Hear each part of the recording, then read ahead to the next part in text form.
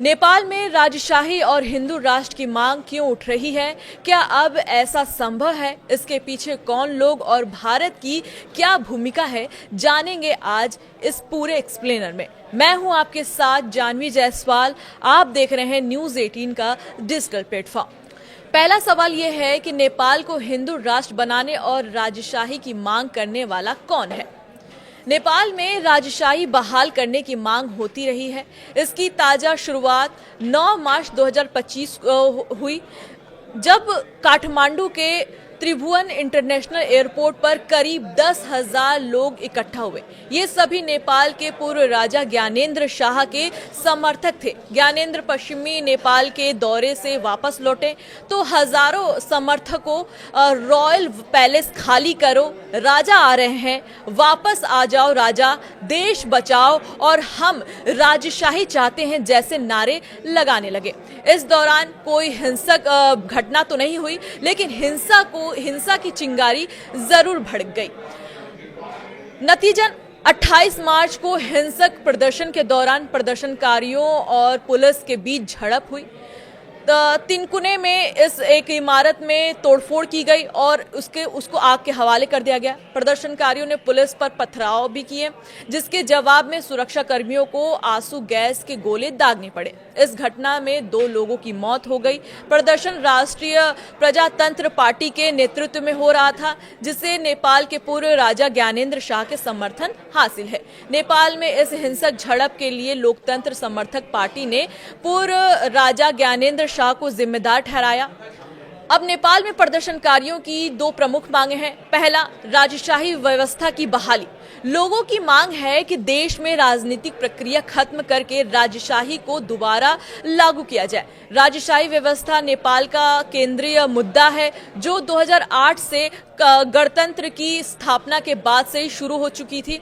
दूसरा कि हिंदू राष्ट्र की मांग। नेपाल की करीब 81% हिंदू आबादी की मांग देश को हिंदू राष्ट्र घोषित कर देना चाहिए, जैसे कि राजशाही के समय था।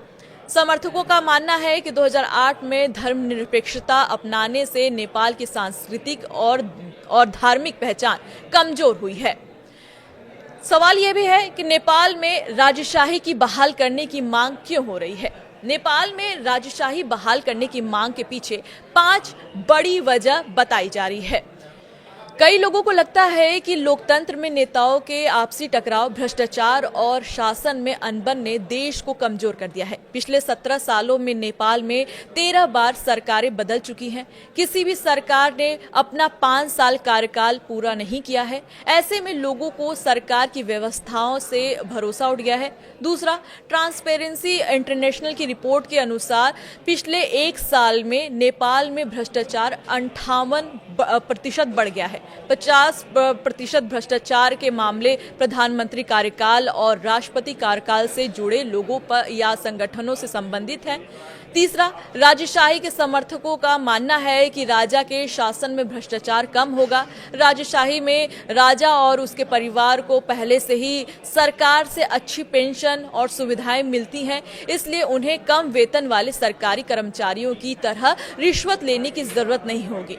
चौथा, राजशाही हटाने के बाद से नेपाल की जीडीपी की रफ्तार थमी है और ट्रेड डेफिसिट बढ़ा है। 2008 से पहले नेपाल 2 रुपए का सामान इंपोर्ट करके 1 रुपए में सामान एक्सपोर्ट करता था। आज का रेशियो 12 से 1 का हो गया है। पांचवा, नेपाल सरकार की रिपोर्ट के मुताबिक 2023 में देश में बेरोजगारी दर 12.6% रही, यानी 2018 से 2023 तक देश की बेरोजगारी दर 1.2 का इजाफा हुआ। 2023 में एवरेज हर महीने 65,000 युवाओं ने देश छोड़ा है। काम की तलाश में उन्होंने देश छोड़ा और बाहर गए। 3 करोड़ आबादी वाले देश के लिए यह बहुत ही बड़ा नंबर साबित हो सकता है। राजशाही समर्थक का मानना है कि संसद में अलग अलग राजनीति दलों में मतभेद के कारण देश का विकास नहीं हो पा रहा है। एक बटी हुई संसद आमतौर पर कोई एकतरफा फैसला नहीं ले सकती है। वहीं एक राजा तेजी और अकेले किसी भी फैसले को आसानी से नहीं ले सकता। तीसरा सवाल यह है कि अगर नेपाल में राजशाही लौट आई तो क्या लोकतंत्र खत्म हो जाएगा?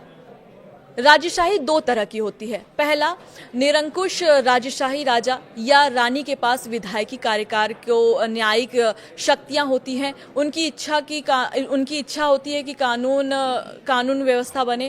कानून बनाने के लिए शासन चलाने और न्याय देने की योग्यता होनी चाहिए। इसमें संसद, संविधान या जनता द्वारा चुने गए प्रतिनिधियों को कोई भी भूमिका नहीं नजर आती है।